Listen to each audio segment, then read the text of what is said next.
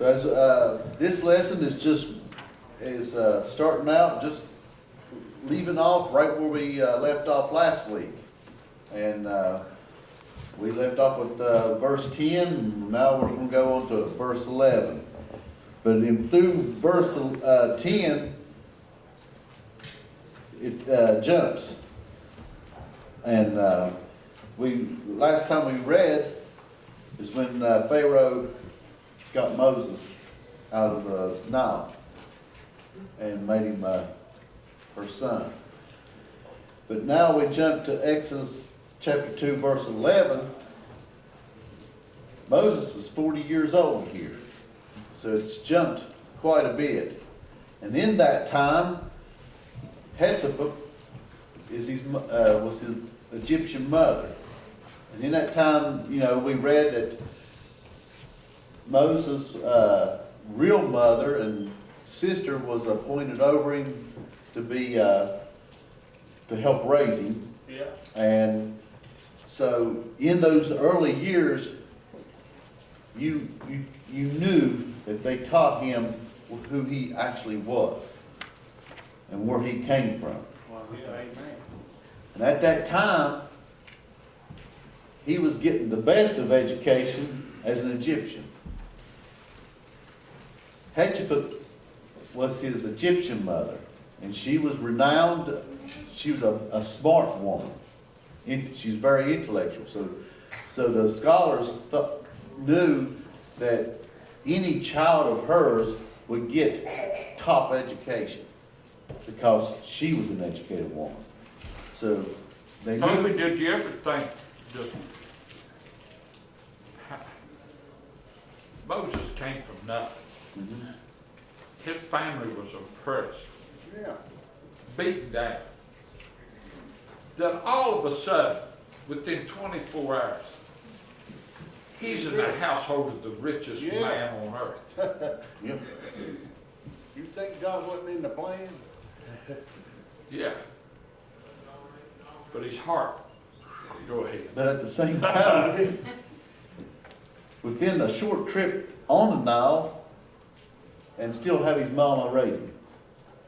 It would have been a little hardship for her if she never could see her boy again. But she got to sit there and feed him every day. God knew. She knew. And at the same time, she knew that her son would be alive. Her son would be spared the destruction that the rest of the male child was facing. I would trade that to see my kid for a short term during the day, knowing that he had a life much better than I could give him, but at the same time, teaching where he came from. I bet she's turning and said, now I'm your mommy. Don't you say nothing. But I'm your mother. You'd have done it, wouldn't you? Yeah, I would. Yeah. But in the New Testament, they said Moses was educated in wisdom of the Egyptians, and he was mighty in words and deeds. So here he is, the best of the best. Yeah. Probably one of the best in the world, because the Egyptian was at a peak at that time. So we find ourselves on chapter 2, verse 11, and it says, "And again it came to pass in those days when Moses was grown," which he was 40 years old, "and he went out unto his brethren, and looked on their burdens, and he spied an Egyptian smiting an Hebrew, one of his brethren." Mm-hmm. He knew who he was. Yeah. He's a man now, educated, but like all of us, y'all, you want to know who you are, where you came from.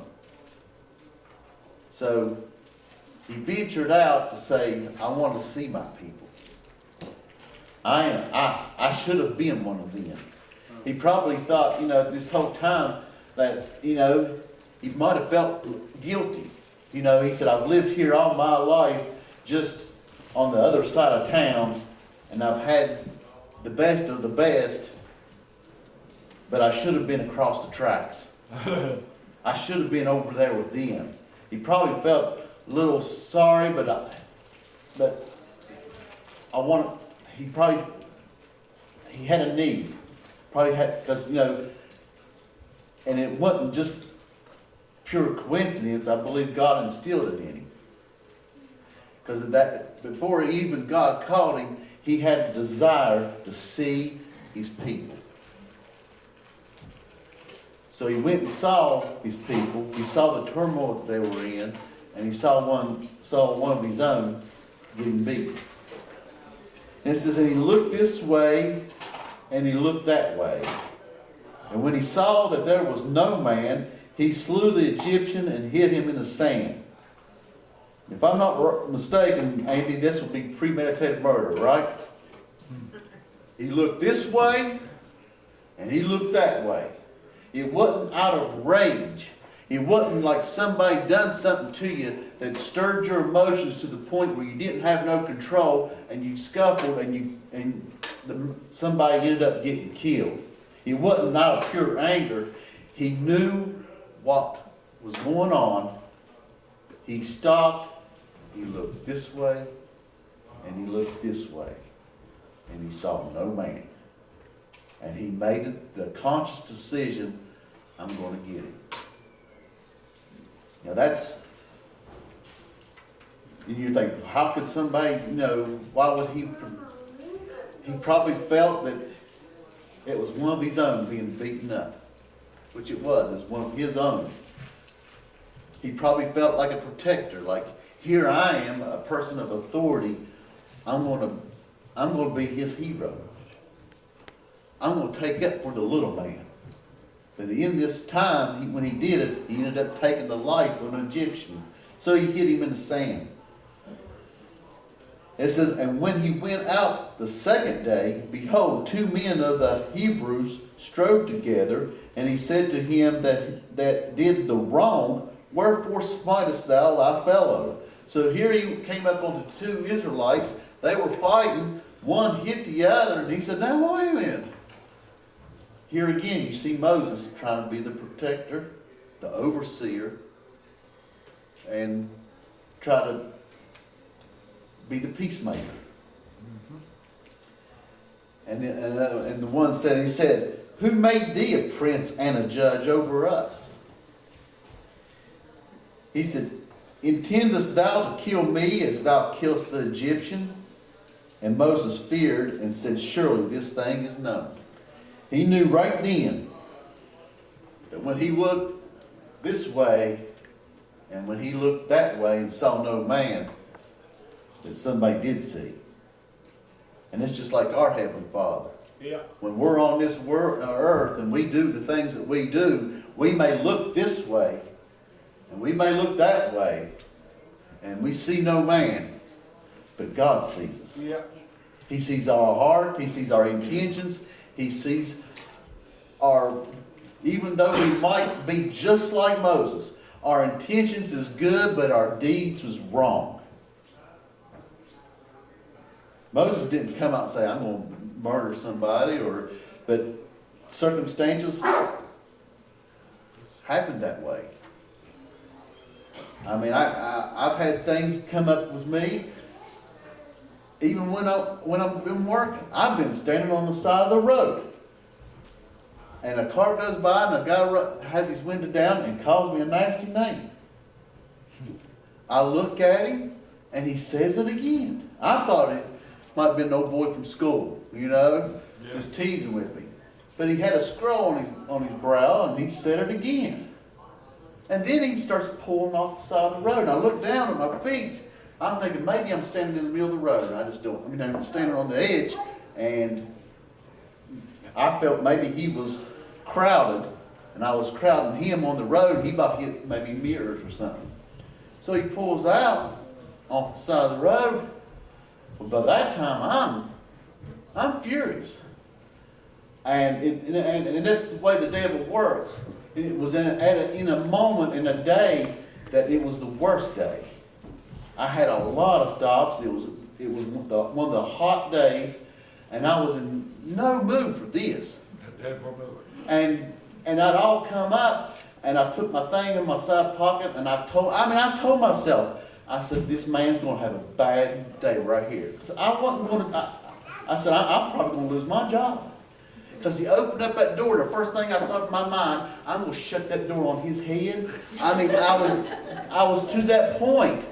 I was just like Moses.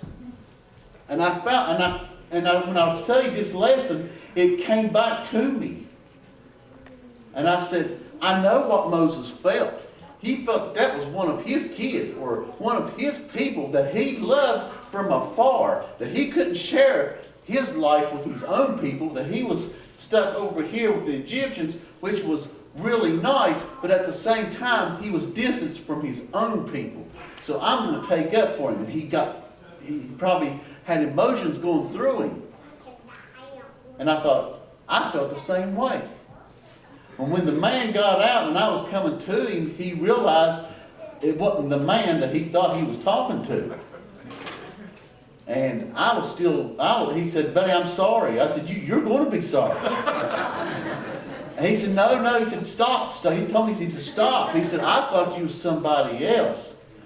And I said, how many UPS men is in Whitesville? And then it hit me that there's a guy up in Beckley, and we crossed paths right there at Clear Fork. And he looks like me a little bit. And I said, buddy, just get in your truck and go. And I'm walking back to my truck, and he said, I'm sorry, buddy, and I'm sorry, and I'm getting in, I'm buckling up, and then that's when the Lord started. He said, you probably should have shown more mercy, son. And I thought, I'm right, but I'm going on. He was already gone. But I could relate to Moses and how he was feeling when things start to churn. The devil will get you at your weakest moment. And just like any other sin, whether it's your temper or a lust, whatever, or could be alcohol, could be anything. You give the devil 1 foot. You take that first step, he'll take you further than you want to go. Moses probably thought he was taking that first step to protect his brother, and before you know it, he's on a murder scene. He's at a point of no return right now. So now he sees two of his brothers fighting, and they raise the question to him. Well, what are you going to do to us? Are you going to kill us too? For me, since I hit him, you going to kill me? So now in verse 15 says, now when Pharaoh heard this, well, it says that Moses, and he said, who made thee a prince and a judge over us, intended thou kill me, and thou killest the Egyptian? And Moses feared and said, surely this thing is known. Now when Pharaoh heard this thing, he sought to slay Moses. But Moses fled from the face of Pharaoh and dwelt in the land of Midian, and he sat down by a well. Here he went from the good part of town to the outskirts of town. He's not even with these people. He's by himself. He's went out into the wilderness, in the desert. So here he is. He finds himself alone. He's still a stranger. He says, now the priest of Midian had 7 daughters, and they came and drew water and filled the troughs to water their father's flock. And the shepherds came and drove them away, but Moses stood up and helped them and watered their flock. And when they came to Reuel, their father, and said, how is it that they are come so soon of the day? Well, apparently, these shepherds have been given the daughters flock this whole time. He had 7 daughters. There was no mention of any male factor. So these 7 women had to go feed their flock and water their flock every day.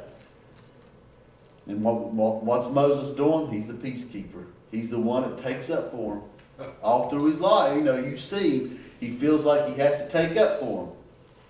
So they start harassing them, chasing their flock away, bullying the women. So Moses steps up and helps them out. So even though he helps them out with the shepherds, he even helps them water the flock and everything. And they come back to their dad, and he says, girls, why are you back here so early? Because apparently this was a everyday thing. And he says, and they said, an Egyptian delivered us out of the hand of the shepherds, and also drew water enough for us and watered the flock. And he said unto his daughters, and where is he? Why is it that ye have left the man? Call him, that he may eat bread. Well, Dad, he's got 7 daughters. He said, y'all can finally get somebody to help you. You don't bring him home? I need a male factor in this family. I'm just being real. He's thinking, I don't have no male seed to take on my livelihood. He was a high priest. He said, nobody to carry on my belongings. If he would die, back then in that law, his daughters would have nothing because his stuff would go to the other men. The women couldn't own nothing. And he said, where is he? Bring him back. So they did. And Moses was content to dwell with the man, and he gave Moses Zipporah, his daughter. And she bare him a son, and he called his name Gershom. For he said, I have been a stranger in a strange land. And you got to feel for Moses, because he's been a stranger all his life. From the time he was birthed, he had to leave his family and his tribe of Israel and live with somebody else. From there, now he's by himself. Now he is in a strange land. And his whole time, he's just a stranger in a strange land. Nobody to call his own. Everything that he knew or once knew is always far off. But at the same time, God was training Moses this whole time to do what God was eventually going to call him to do. First of all, he gave him a desire for his people. You can't do something if you don't have a desire or the love to do it. You can do go out and do charity work, but you won't do half a job if you don't have something in it, or if you have a family member that's facing that kind of a charity, or you've been there, or you just have the heart for that charity, or for that love, or for that need. When you feel it and have that need for somebody to help, it means more. You got skin in it. But if it's just something, a lot of us, we do it and it's good, you give money and you walk away. But see, Moses had skin in this. This was his people. And you can see the history, that he has a history and a love for the underdog, or for the one who is in need. And God knew that. God saw that. God gave him the best education that anybody could get. So here's a man that had the love and the desire and the education to do a task that few people without God could do in that time, to lead millions of people out of Egypt. Because when he's educated, they said they educated him in geography, the horseback riding, the different languages. He was getting taught the best. But he had a big task to be ready for. And now he has a son, and he named him Gershom, which is stranger in a strange land. And it came to pass in process of time that the king of Egypt died, and the children of Israel sighed by reason of the bondage, and they cried, and their cry came unto God by reason of bondage. when you look up sigh, it says it indicates a groan or gasp, a grief and pain or any anguish, moaning. They were at the top, they were at the peak of getting really fed up. They were really crying out to God. And in verse 24 it says, and God heard their groaning, and God remembered his covenant with Abraham, with Isaac, and with Jacob. And God looked upon the children of Israel, and God had respect unto them. There's three things. He heard them, he remembered them, and he looked upon them. He hears you, he remembers you, and he looks upon you today, just like the children. He hears your prayers. When it says remember, that means it's not that that he forgot you. That means he knows you. So when you're praying, you're going through your time, just like the Israelites, he hears you. Your prayers are not going unheard. And he remembers you. He knows you. He knows your needs, whether you can verbally speak it or not. And he looks upon you, just like he looks upon them. And all of this is in a time and process that he was going to deliver his people. But I often wondered with Moses, if Moses wouldn't have murdered that Egyptian. A lot of times we get ourselves in trouble when we take things in our own hands. Moses had the desire to do something for his people. I'd say Moses probably had a desire. He says, here I am on the good side of town, and I'm looking, I've got this. He's educated and he sees these people, and he's probably thinking, what can I do? How can I manipulate? How can I use my status to help my people? There was a need, and he was going, and then he probably tried to address it.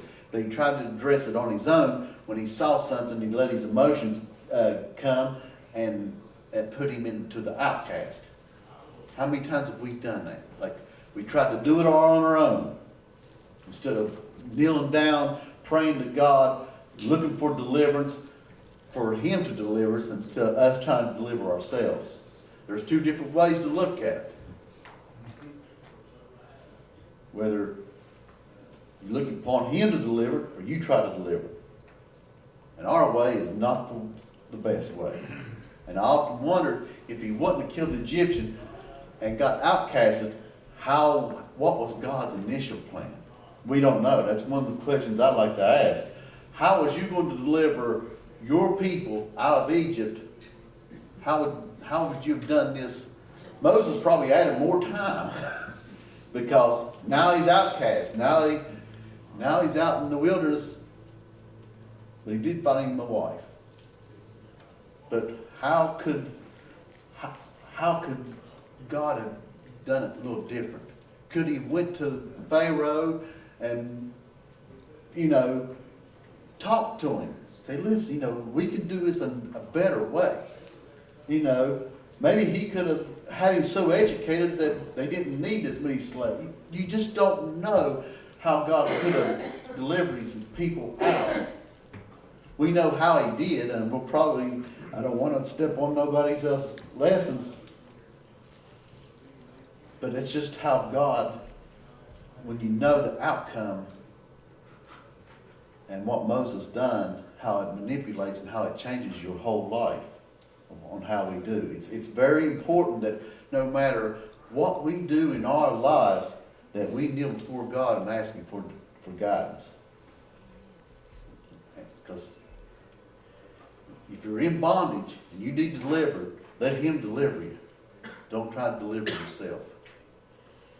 And most important,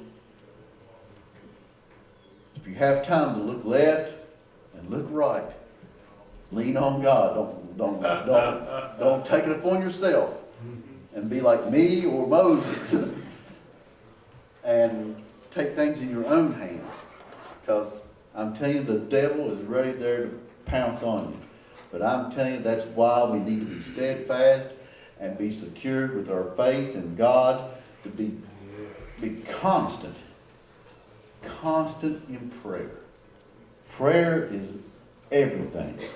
Because when you start slacking in prayer, if you talk to him in the morning, when you talk to him in the middle of the day, when you talk to him at night, when you talk to him anytime you can, you have that sense of direction. But when you start slacking, I didn't do it this morning, but I didn't do it tonight. And you feel that guidance. You feel it slipping away, and you act on rational, intellectual, emotional you're in trouble. Because when you constantly talk to him, he keeps you in check. He keeps the Holy Ghost is right there to prick your heart. That's why it's so important to be mindful and pray to him. To have that relationship. Because buddy, when you're stuck to him, when you're close to him, it helps you make a lot better rational decisions instead of what man and the devil will put in front of you. Because he's a good God. And he's got a plan. Just like he had a plan for Moses, he's got a plan for us. Come on, Toby. He does not sway. He knows where he wants to take you. Now, we can all be like, when you study this Bible and you study David, and David, we think of David as the giant killer. But he had so many issues later in life that hindered him. But what did he do? When he hit rock bottom, what did he do?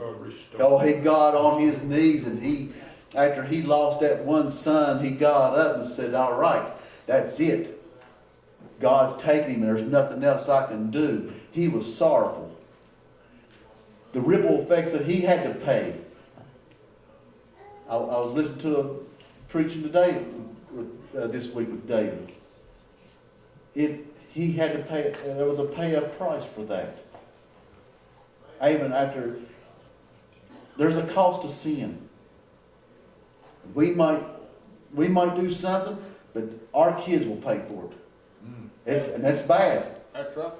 But they will pay for it, just like, because if you read David and then his children, it goes back to so many generations. I believe it's 5 generations. His kids, their attitudes and things what they saw how their daddy lived, promiscuous, and had all the concubines, and then you have Solomon, as many wives and women that he had, and then the sons that David had. That's what they saw their daddy live, and it cost him. It cost him. There was a price. But sin will make things.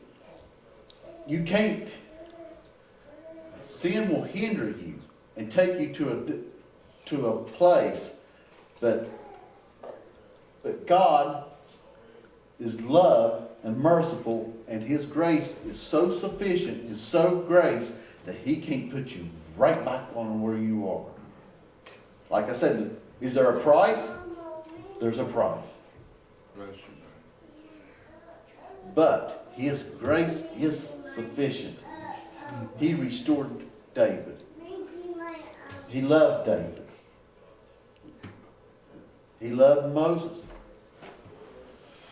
Did he outcast Moses because he killed that man? He said, well, bad seed, knew it. Did he do away with him? No. He was still God used him. Did it take God longer? Maybe. Maybe it took him longer.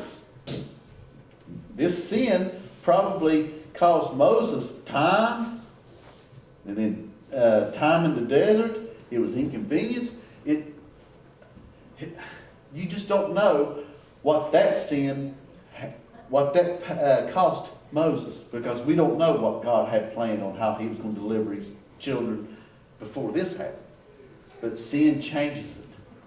Sin changes everything. But we got to keep sin at bay. We got to keep God at the first. And then no matter what, and if we find ourselves like Moses or David or anybody in the Bible, when they came up short, God restores them. Every time. And He'll restore you.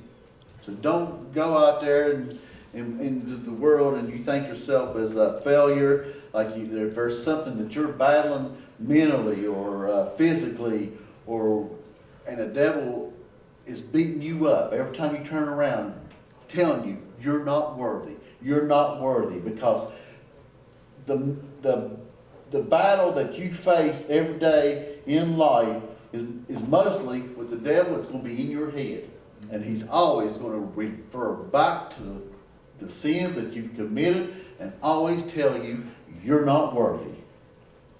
But if you read the Bible and study, nobody is worthy in this Bible. Not one of them. Every person in this Bible failed God. And He restored every single one of them. He loved every single one of them. He is our Creator. And He loves us. And there's nothing that can separate us from Him except for sin and ourselves. So when you find yourself down and out, and you feel like the devil's telling you you're not worthy, you tell the devil that you are worthy. Because you are. And times when you felt like you was Moses, when you've looked left and right, and no man sees you, God sees you. But He's there to pick you up.